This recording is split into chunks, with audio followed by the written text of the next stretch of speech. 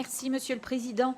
Monsieur le Président, chers collègues, j'associe à mon intervention notre collègue Éric Vergiat, maire de Rochetaillé, qui aurait dû lire ce texte, mais qui n'a pu être présent aujourd'hui. Le 23 avril 2021, un camion transportant du béton de plus de 20 tonnes s'engagea sur le pont reliant Couzon à Rochetaillé, mettant une fois de plus en danger une infrastructure historique et essentielle pour relier les communes du Val-de-Saône. Ce pont s'en est trouvé fragilisé et il a fallu plusieurs mois pour le sécuriser et le rouvrir à la circulation.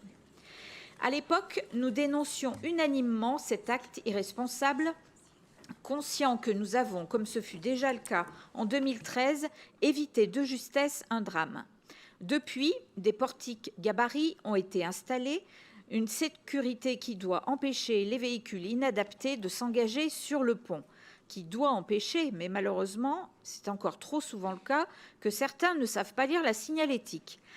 Au-delà de cet incident majeur, nous savons que le pont de Couzon-Rochetaillé se trouve dans une situation de grande fragilité depuis plusieurs années, comme d'autres ponts du territoire métropolitain.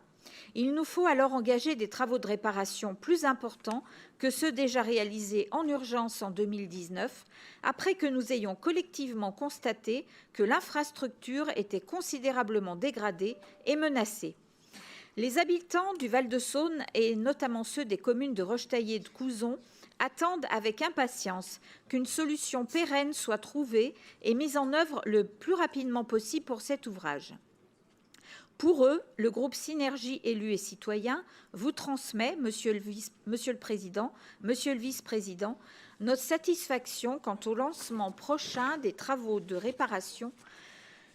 Vous profitez de cette opportunité pour élargir un ouvrage très étroit qui, effectivement, bien qu'étant classé en zone de rencontre, ne permet pas un usage serein de l'infrastructure pour les piétons et les cyclistes qui sont de plus en plus nombreux à l'emprunter. Pour répondre à cette demande, lors du précédent mandat, la métropole avait proposé la création d'une nouvelle passerelle que vous n'avez pas retenue. Nous considérons le choix d'élargir le pont comme étant une option pertinente, raison pour laquelle nous soutenons ce projet. Aussi, comme Éric Vergiat l'a proposé en commission thématique, avec son collègue de Couzon, Patrick Véron, en tant que maire, ils sont prêts à apporter formellement leur soutien à ce projet auprès des ABF.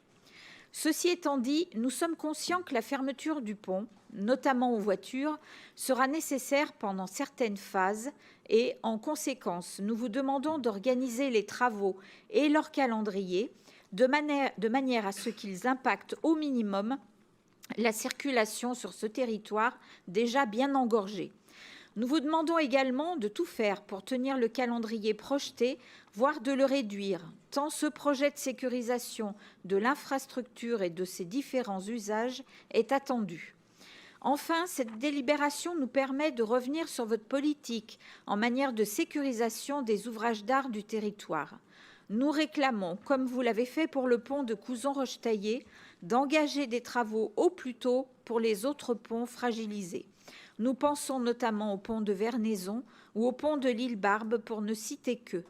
Notre groupe sera particulièrement vigilant et attentif quant à la qualité et au calendrier des projets que vous engagerez pour tous les ouvrages d'art dont la métropole de Lyon a la responsabilité. Je vous remercie. Merci.